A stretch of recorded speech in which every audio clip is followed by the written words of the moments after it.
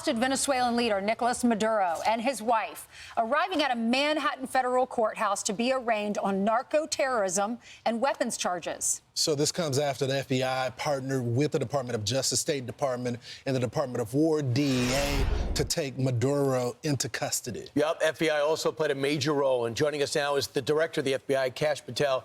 Mr. Director, thanks so much. I want to get into the departure of Dan Bongino, who seemed to have done a fantastic job, and his last day is today. But I want to talk about the FBI's role in especially transporting the leader of Venezuela.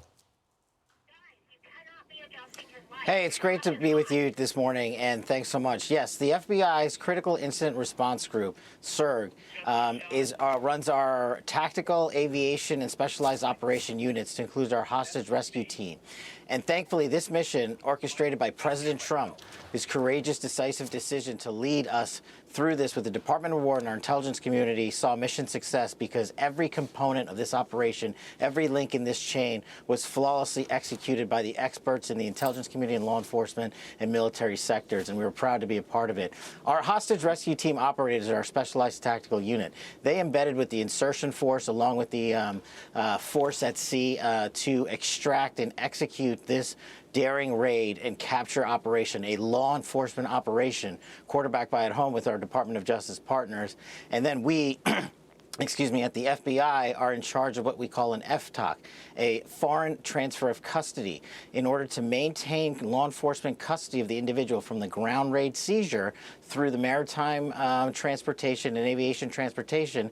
FBI hostage rescue team agents and medics and specialized aviation units are running that portion of the operation with our law enforcement partners and our intelligence community partners and our DOW partners. So this is what it looks like when you have a great leadership at the White House under President Trump. This is what it looks like when you have decisive action to take out and eliminate and arrest and bring to justice individuals who are pouring narcotics into the streets of America and causing deaths to tens of thousands of Americans. So, Mr. Director, you're right. The HRT team, the hostage rescue team for the FBI, is some of the best in the business at this, and they train with our special forces. I want you to put on your former prosecutor hat because you know these charges. And I'm not asking you to prosecute for our audience, but explain to us the charges and how long are we talking about before Maduro sees the other side of justice? Just want to be very careful here. Department of Justice and our DEA partners are going to be running point on these prosecution charges for narco-terrorism. But generally speaking, it's what I alluded to earlier. It is a large and continuous volume of illicit narcotics, to include cocaine and fentanyl and meth and everything else that we see harm our children and get poured into our communities. And thanks to President Trump's decisive leadership, we've seen a drastic reduction in not just deaths, but quantity of narcotics available on our streets. But Venezuela acted not only as a large and massive transshipment point by air and by sea, but also allowed drug traffickers to operate with reckless abandon inside their borders. And their direct target of deployment was the United States of America in large part. And that's what these charges, in my opinion, I believe will address. And thankfully that these individuals are now behind bars to face the justice system. And for me, quite frankly, it doesn't matter how long or how short the process is, as long as we get it right. And we're off to a great start, thanks to the decisive leadership this weekend of President Trump and his national security team. Yeah, as long as he's in custody, I don't think people just want to see Venezuela get back to normal. There's been a lot of talk about what happens to the bad actors that are still in Venezuela. I know there have been some indictments, including Maduro's son, the foreign minister of Popular Power for Interior Justice and Peace of Venezuela, the interior minister, we've heard a lot about him, and the alleged leader of Tren de Aragua, that cartel. Will they ever be placed in custody? How do you make sure we get this country back to the way it used to be when we were all children, when you have these bad actors there? Well, thankfully, we have President Trump, we've got Secretary of State Rubio, and great leaders at the White House who will engage in those diplomatic negotiations and work with our partners in the region as they have been doing. And look, President Trump gave these individuals the opportunity to exercise their own process in partnership with us, and they refused. And you raise a great point.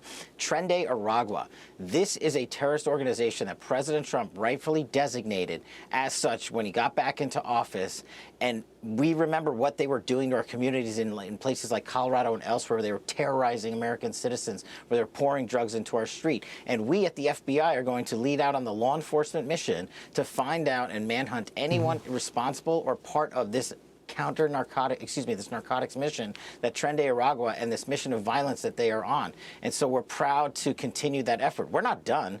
We are not going to just stop because of this monumental victory. We've got more work to do behind it, and the FBI is going to continue leading that charge, and our hostage rescue team and our special forces operators are going to continue these great mission sets that are being green-lighted by President Trump, rightfully so, because we have been put in a position over the last 4 years prior to the Trump presidency of an explosion in not just narcotics, but terrorism activity. And the FBI is going to lead the law enforcement effort here in America with our partners at the Department of Justice. Kash, correct me, Mr. Director, correct me if I'm wrong, but didn't you meet with Chinese officials about stopping the precursors to fentanyl? And what has happened since that meeting? The president push with tariffs to stop it. What could you tell us happened with the flow into Mexico, where they refine it and send it to us? That's just it. There was nobody, no other administration was willing to engage with our counterparts on things like fentanyl, which were killing almost 100,000 Americans per year. And President Trump laid the groundwork for us to go over there and engage directly and say, hey, you got to shut off the flow of the chemical precursors, the ingredients that they utilize to make fentanyl. And we went over there and we got that agreement while we were there, thanks to President Trump's leadership. And we were able to literally shut off the flow of all 13 precursors and 8 chemical adjuster agents.